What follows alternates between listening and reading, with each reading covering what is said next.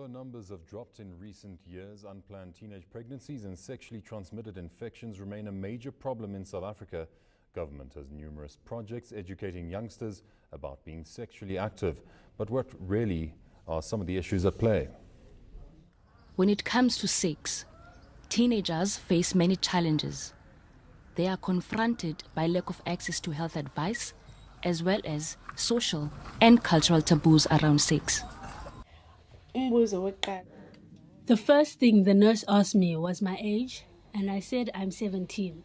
And I'm doing great legging. She questioned if at this age I'm sexually active, because in her Zulu culture, girls who are 17 are still virgins. The fact that she questioned why I've come for contraceptives at such a young age, that is totally unacceptable. That means she is promoting teenage pregnancy. And after that, I told myself I'll never go back to the clinic for contraception. The new Western Cape Minister of Health is aware of the problems after receiving numerous complaints. She agrees that things need to change. Provisions within the Family Planning Act, it does state that from 12 years onwards, any person can come for contraceptive. It is a responsibility of every health worker to understand in terms of how they're supposed to conduct themselves, in terms of their attitude. It appears that many clinic staff still hold traditional views and are not trained in how to deal with young people becoming sexually active. As this 13-year-old that comes in, I need to shift not to be a mother at the clinic, but to be a health worker and to give the service that I've been, I've empowered to have, because as a nurse, you go through a training. You need to apply your training to your workplace. Public clinics. Firstly, the nurses are rude. They do not know how to address people. I understand the service wasn't on point, like it was slow. At 10 o'clock, they all took a tea break, and then we had to sit for a long time and wait for them to come back. Many young men have similar experiences in public clinics. I was there for to heal an STI. So my experience there was a very, it was a nightmare for me.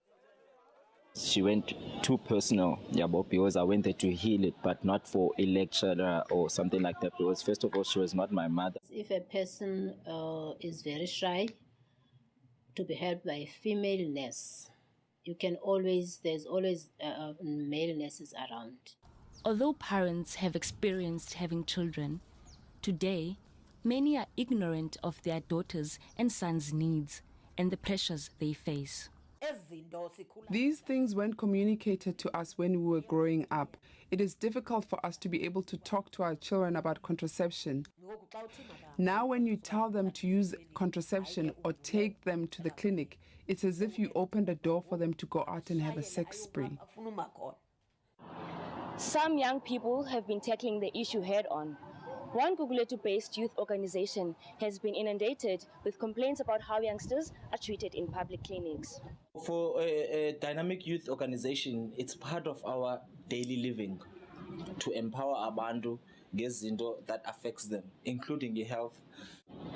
Whether it's an event where we call upon ulutsha lwaseGugulethu Nyanga Khayelitsha all over the metro, we meet in one place, we talk about izinto that affect us as Zulu lutsha.